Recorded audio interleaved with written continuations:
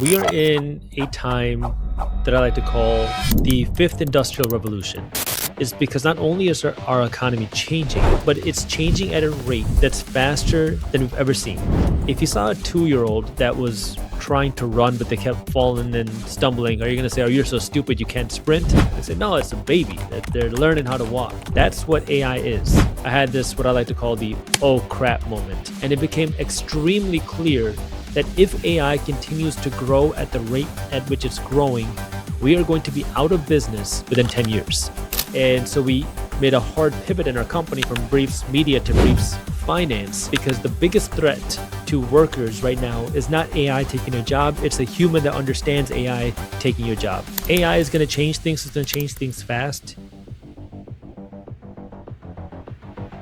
So, Jaspreet Singh, I'm so excited to have you because I watch your show every single day. And everyone who I've told about your show, The Minority Mindset, has now watching your show and telling me about the things that you're talking about every day on your channels. And I know you're doing a lot and you have this goal of helping people in finance and create wealth, which is incredible. And I want to dive right in here because I've listened to you talk about the opportunity we are in right now. How big is this opportunity, and what do these millionaires and billionaires know right now that they are excited about what's happening? We are in a time that I like to call, it's not, I didn't phrase it, so I can't say me, but the fifth industrial revolution. And what that means is our economy is changing. But the reason why this industrial revolution is unique is because not only is our economy changing, but it's changing at a rate that's faster than we've ever seen. It's faster than social media, faster than the blockchain, faster than the internet, but it also has a bigger impact on our economy than the internet. And that is the technological AI revolution that we're seeing. And this creates opportunities for a lot of people. Now, when I say that, some people are going to say, oh, just what are you talking about? AI is so stupid right now. It can barely even write my emails properly. And the response that I first have to that person is if you saw a 2 year old that was trying to run, but they kept falling and stumbling, are you going to say, oh, you're so stupid you can't sprint? You're going to say, no, it's a baby that they're learning how to walk. That's what AI is.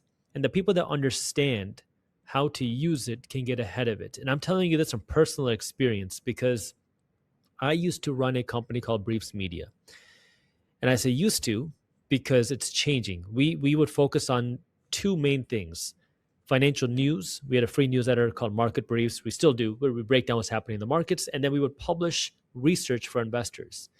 And in 2025, I had this, what I like to call the oh crap moment, when we had some team members that kept talking to me about AI and we were using ChatGPT and stuff, but they kept saying we should be more aware of what's happening with AI. I kind of ignored it. But then in the early parts of 2025, I started to see how AI was getting smarter, and it became extremely clear that if AI continues to grow at the rate at which it's growing, we are going to be out of business or bankrupt within 10 years.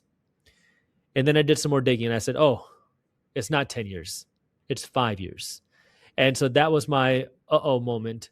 And so we made a hard pivot in our company from Briefs Media to Briefs Finance because it became clear that if we're just publishing content, we cannot outpublish AI. We cannot do that. Yeah, we can have some things that are unique to us, but we have to have now a real differentiator. And this is our technology, our moat. So what we've been doing on our end is building AI tools, building softwares, building things for investors. So we went on this aggressive, and I mean aggressive hunt. We were hiring developers, doing this building at rates that every developer told us was quote unquote not possible, but we're completely changing our business because I see that opportunity here. And the businesses, the investors, the people that can get ahead of this shift can use it to their advantage. Now, whether you are an employee or you're starting a business or you are an investor, all three of you can use AI. An employee, if you're working a job, you can use AI to be more productive. And if you're not doing this yet, start doing it because the biggest threat to workers right now is not AI taking your job, it's a human that understands AI taking your job. And so go to ChatGPT, go to Claude, go to whatever, and tell it what you do, tell it how many years you've been there, and ask how you can use AI to make your work more productive.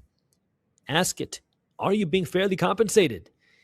uh, Tell it your role and how many years you've been there, and maybe you'll find out you're undercompensated, and now you can have some ammunition to go in and get a pay raise. Or if you're looking for a new job, it can also help you with that process as well.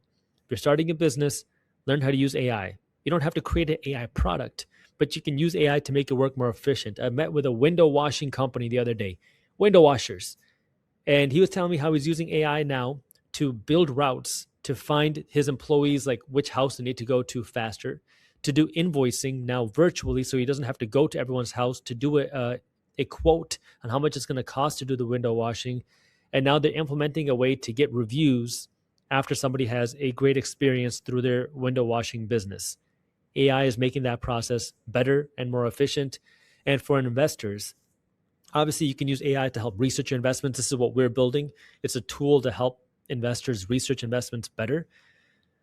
But also understanding now, if you're investing your money, you want to put your money where the money is going to be tomorrow, not where it was yesterday. So making sure that when you're looking for investments, you don't have to invest in the AI companies, but making sure that the companies that you're investing in are innovating for tomorrow, not yesterday. So I've heard Elon Musk talk about he feels we're going into the abundance world, or the abundance decade or century, where there'll be just wealth everywhere, or maybe wealth won't even matter so much because the cost of goods and services will come down to be next to zero or free. I've heard different people say different things. And then you have on the other side people, there's a large company that just laid off 14 or 15,000 more people that they had laid off the same amount last year, but they're saying it's not really just because of AI. And they also do heavy on robotics. How do you see the world playing out, knowing all of these things, knowing what you just said now? Innovation changes jobs. I mean, this is a fact. And you can hate it or love it, but the reality is it happens. My family is from a state in India called Punjab. And in my grandparents' home, my grandfather's home, when he was growing up as a child, there was no plumbing. And so when he would go to the bathroom, they would go in a bucket.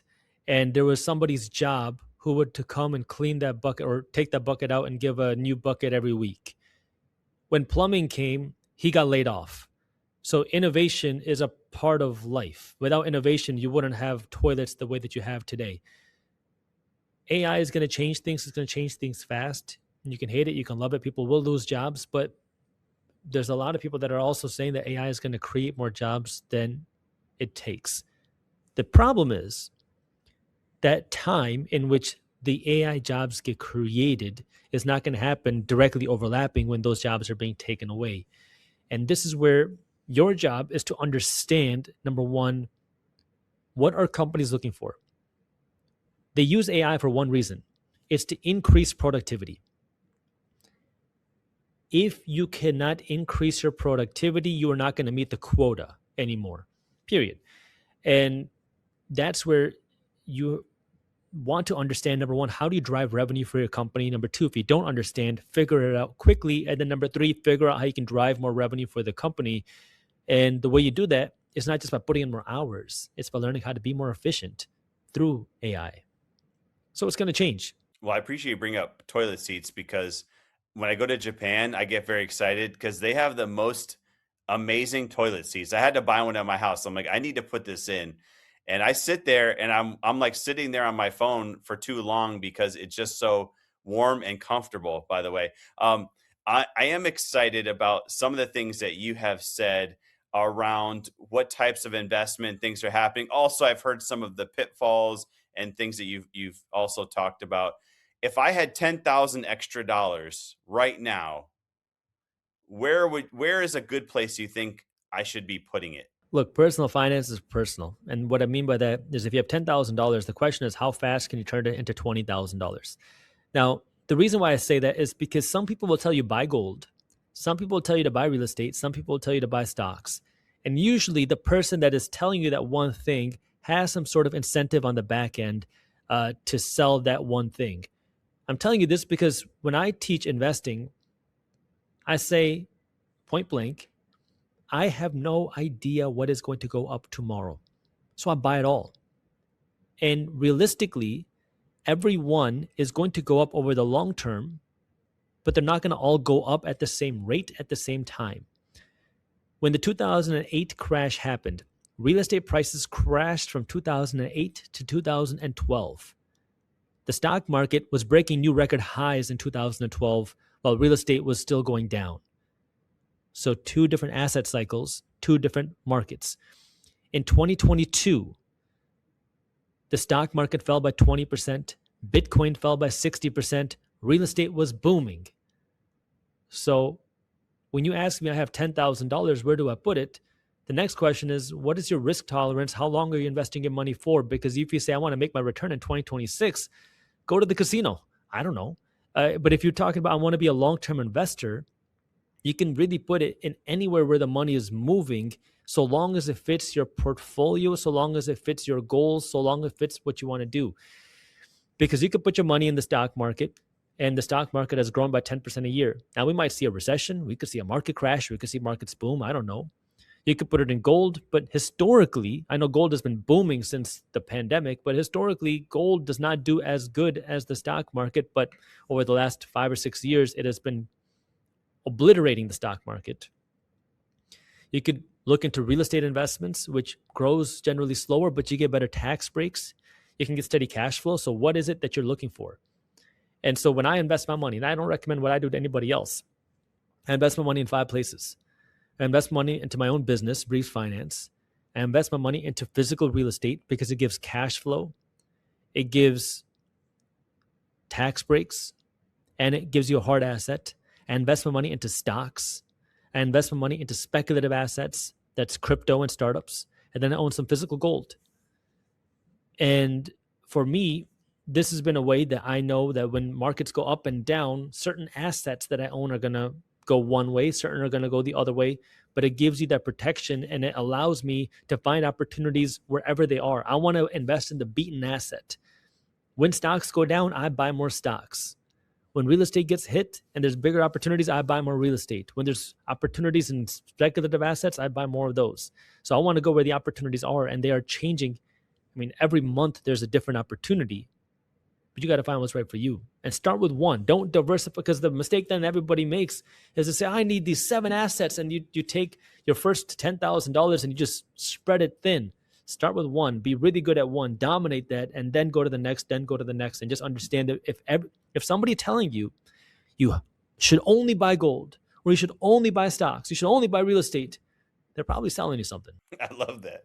So true. They're always trying to sell me something. No wonder they're hyper focused on one thing. That's why I was excited to ask. I feel like you have a very unbiased opinion. So I appreciate that. Well, I'll tell you this. I don't know if I'm unbiased, but I'll tell you this.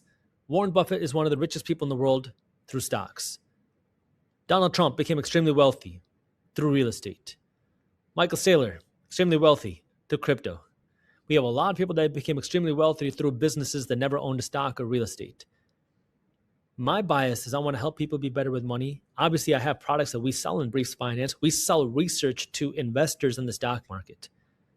So I love it when people are investors in the stock market because you can use our products, but I don't want people to purchase my stuff if you're not going to use it. We have turned away millions of dollars worth of business just by telling people either A, you're not ready for this, or B, if you're not going to, if you just want to invest in the S&P 500, why are you buying investing research? Don't do that. Yeah, thank you for sharing this. It definitely brings a broader light to the investment. I like how you said different people got there by different ways, because there's always somebody saying you got to do this or you got to do that. Now, I know, going back to you on the personal level, that your parents gave you an ultimatum about becoming a doctor. So take me back to the moment when you told them. I know you had the sock company that failed and then you went into this. Tell me about that moment when you told them, I'm going to be famous online. I'm going to be famous on YouTube, and this is what I'm going to do. And then bring me to the moment, fast forward, when it happened. Well, those are, I think, a few different moments. In college, I realized I didn't want to be a doctor because I was working on a few entrepreneurial ventures. I was hosting a party business. I mean, it was an event planning company. I was just hosting parties in college, and then I started investing in real estate. This was like Metro Detroit in 2011 when housing prices were dirt cheap, so you could buy a house for literally a few $1,000s. And I started reading books about investing and realized I didn't want to be a doctor. I was doing it for all the wrong reasons. And growing up, to put the backstory on it, my parents told me, Jaspreet, you have two options. You can be a doctor or you can be a failure. You get to choose which one you want to do. And when I told my parents I didn't want to be a doctor, my dad was angry. My mom almost had a heart attack. She couldn't believe that her son did not want to be a doctor. And it took them years to really accept the fact. So my dad made a compromise. He said, okay, if you want to keep pride in the family, you have to at least become an attorney. So I said, okay, I can go to law school part time while working on my business and my investments full time, because I realized that the financially savvy in this country build their wealth through investments. I didn't grow up learning about investing. Nobody in my family is an investor. That concept was completely foreign. So I couldn't explain it to my parents.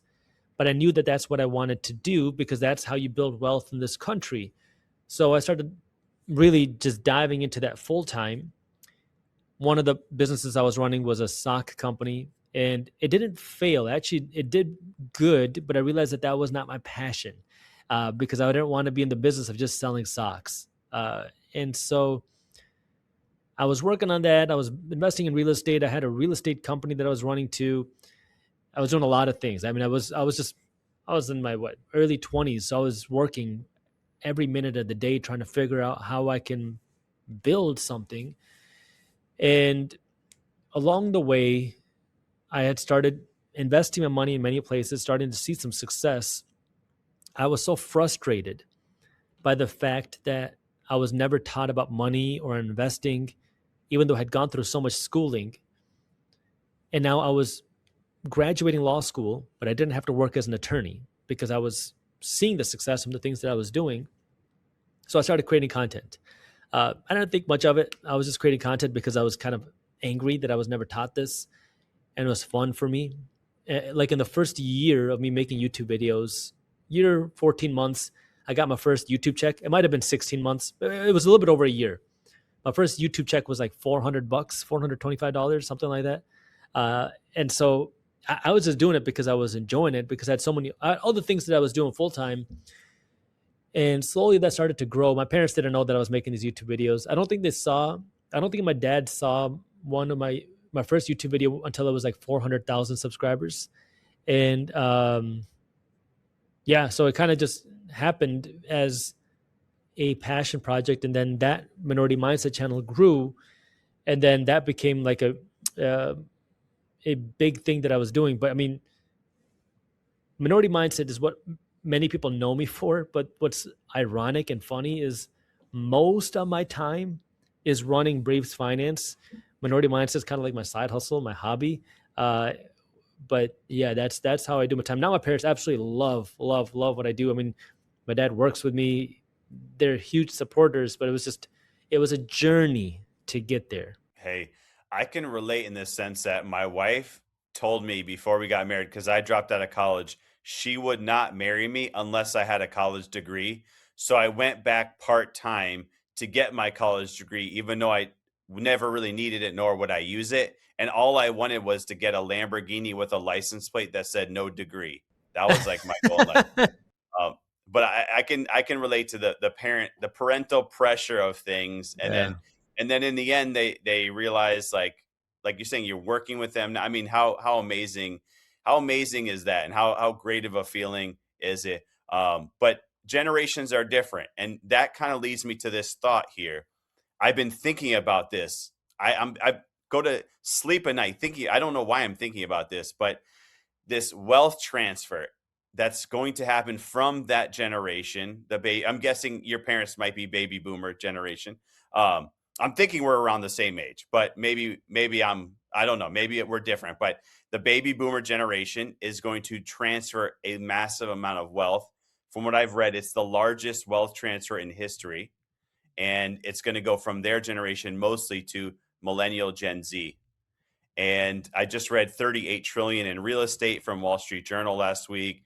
I've talked to other people that have talked about other trillions, and I'm in my mind I'm thinking, is this universal basic income? Is this going to come down to, because those generations, they don't want to work 40 hours a week. They want to be on YouTube making content, or maybe dancing on TikTok, or working. They want to work less because they also want to work on something they're passionate about, not something they're forced to do. What do you think about this wealth transfer? How is this going to change our lives? There is something called the third generation theory. And what that is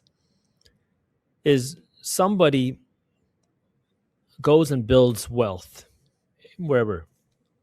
And then they instill values in their kids of how that wealth was built, because the kids saw their parents working their butt off.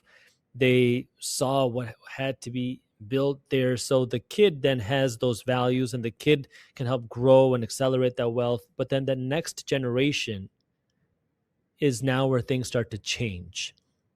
And it's not every family, but this is where it's happening in a significant amount of people, where now either that grandkid or the great grandkid generation is where something breaks, because they didn't. The most expensive kind of money is free money. And so if people get gifted, passed down huge sums of wealth without understanding the value of earning it, it's much easier to spend it. I was actually having a conversation with one of our new hires yesterday, and what she said was, we were talking about the 2020 and 2021 time and how what she was doing during that time. And she said, the interesting thing about the pandemic is you see people's real spending habits, because when you get money that you don't have to earn, you are much more likely to spend it freely. And that is a very big likelihood of something that could happen. If people are gifted things, that can boost spending, which makes the investors ultimately richer. Not just that, I do want to talk about real estate specifically, because there's this notion that real estate, buying a house, paying it off, is how you build generational wealth. But let's talk through that. Let's say you buy a house for $500,000. It goes up in value to $1 million. Great, everything is good. You paid it off. Now you feel great. You have $1 million house free and clear. But don't forget, now that you have $1 million house free and clear, you have to pay property taxes on $1 million house. And as home values go up, your property taxes go up as well. You have to pay for home insurance on $1 million house, because as your house becomes more valuable, the insurance rates go up. So as these houses get passed down, people own a house free and clear, which is great. But we also do see people now being forced to sell houses because they cannot afford the property taxes, they can't afford the insurance because the prices have gone up so much. So what is going to happen? We're going to see money transfer. Either people are going to sell, or they're going to reallocate how they use their money. And as an investor, what you want to do is understand, where is the money moving? Because at the end of the day, you want to invest your money where money is going tomorrow, not where it was yesterday. And the way that Gen Z, the way that millennials spend money is very different than baby boomers. And if you can identify now how the next generation, Gen X, Gen Z, millennials are spending money, that then creates opportunities as an investor, because that means those businesses will see more spending, and that's now where the opportunity lies. I never even thought about this stuff. That's why I wanted to ask you. I wasn't even thinking about this angle. There's going to be a lot of spending in the next 5 to 10 years. There's going to be a lot of parties, a lot of people going to Bali to find themselves. There's going to be a lot of spending. Final question is IPOs in 2026. I was just reading about the possibility of SpaceX going IPO, and you have all these AI based, all these LLMs going IPO, et cetera, et cetera. How do you feel about the 2026 IPO market? Let's see what happens. I mean, it is set up. Everyone's saying there's going to be a huge year for IPOs. But the thing that really helps drive it from an economic perspective is going to be how much dollars are out there. And that now goes into our central bank, the Federal Reserve Bank, because they just announced that in January, they're not going to cut interest rates. They want to pause cutting interest rates. Lower interest rates lead to higher valuations. Higher interest rates have downward pressure on valuations. Doesn't mean that they go down, but it's downward pressure. So we haven't seen a big IPO boom in a few years now because interest rates have been going up since 2022. Everyone is saying that that is going to start changing in 2026. But that means we got to continue having more dollars to continue funding these IPOs, to continue funding the high valuations. And that means we're going to see what happens with interest rates.